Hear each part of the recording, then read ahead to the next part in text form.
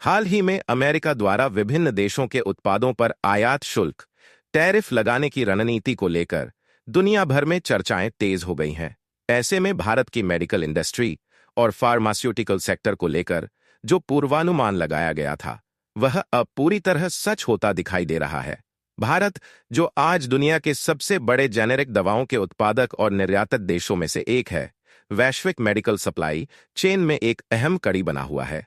खासकर अमेरिका जैसे विकसित देश, जो खुद अपनी जरूरत की दवाओं का उत्पादन पर्याप्त मात्रा में नहीं कर पाते, वे भारत की फार्मा इंडस्ट्री पर भारी निर्भरता रखते हैं। तथ्यों के मुताबिक भारत से जो दवाएं और मेडिकल उत्पाद निर्यात किए जाते हैं, उनमें से लगभग 40% केवल अमेरिका को ही भेजे जाते हैं। अमेरिका की हेल्थ केयर इंडस्ट्री भारत से मिलने वाली सस्ती, उच्च गुणवत्ता वाली जेनेरिक दवाओं पर इतनी अधिक निर्भर है कि यदि इन उत्पादों की कीमतों में कोई भी वृद्धि होती है या इन पर कोई भी शुल्क लगाया जाता है, तो सीधे तौर पर अमेरिकी आम जनता की जेब पर इसका असर पड़ता है। यही कारण है कि अमेरिका, जिसने चीन और अन्य कई देशों पर भारी टैरिफ लगाए हैं, उसने भारत के फार्मा उत्पादों पर किसी प्रकार का टैरिफ नहीं लगाया है। इसके विपरीत भारत ने हाल ही में अपने यहां आयात होने वाले कुछ मेडिकल उत्पादों पर 10% तक की इंपोर्ट ड्यूटी लगाने की घोषणा की है। हालांकि यह कदम भारत की घरेलू मैन्युफैक्चरिंग को बढ़ावा देने की दिशा में उठाया गया है, लेकिन इसका सीधा असर अमेरिका की फार्मा जरूरतों पर भी देखने को मिल सकता है। जानकारों का मानना है कि यदि भारत की ओर से आयात शुल्कों को और बढ़ाया गया होता या अमेरिका ने पलटकर भारत के फार्मा उत्पादों पर टैरिफ लगा दिया होता, तो ये दोनों देशों की हेल्थकेयर प्रणाली को गंभीर रूप से प्रभावित कर सकता था। दरअसल अमेरिका एक ऐसा देश है जो स्वास्थ्य सेवाओं पर भारी मात्रा में खर्च करता है, लेकिन वहां मेडिसिन प्रोडक्शन की लागत बहुत अधिक है।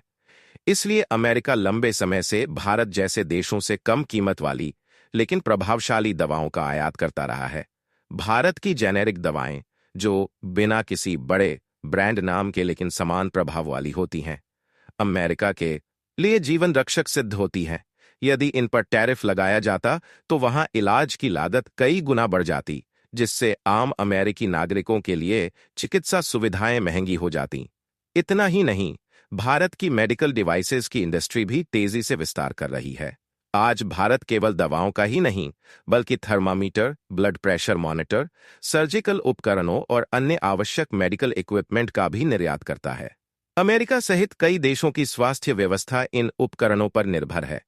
भारत की मेडटेक कंपनियां आज उन्नत तकनीकों और अंतर्राष्ट्रीय मानकों पर आधारित उत्पाद बनाकर पूरी दुनिया में अपने पैर पसार रही हैं।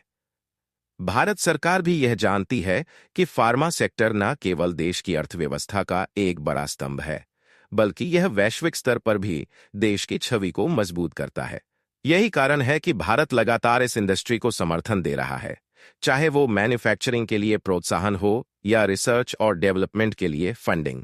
भारत की फार्मेसी ऑफ द वर्ल्ड की छवि अब केवल एक नारा नहीं, बल्कि एक हकीकत बन चुकी है। इस बीच अमेरिका ने भारत के प्रति एक बेहद व्यावहारिक रुख अपनाया है। उन्होंने स्पष्ट किया है कि वे भारत पर टैरिफ नहीं लगाएंगे, क्योंकि उन्हें भारत से मिलने वाले दवाओं और उपकरणों की जरूरत है।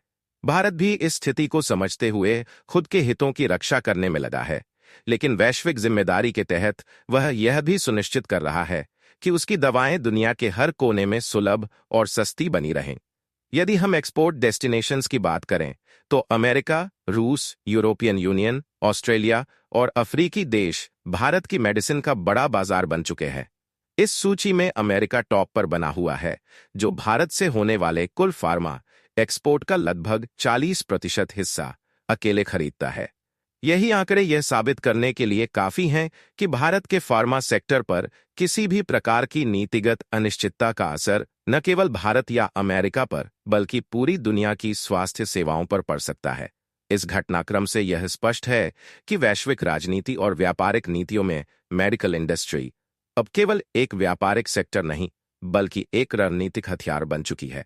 भारत और अमेरिका जैसे देशों को इस आपसी निर्भरता को समझते हुए संतुलन बनाए रखना होगा, ताकि स्वास्थ्य सेवाओं की गुणवत्ता और सुलभता दोनों सुनिश्चित की जा सके।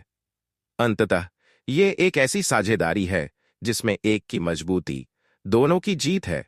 इसमें सबसे बड़ा लाभ आम जनता को मिलता है, जिसे कम कीमत पर बेहतर इलाज मिल पाता है।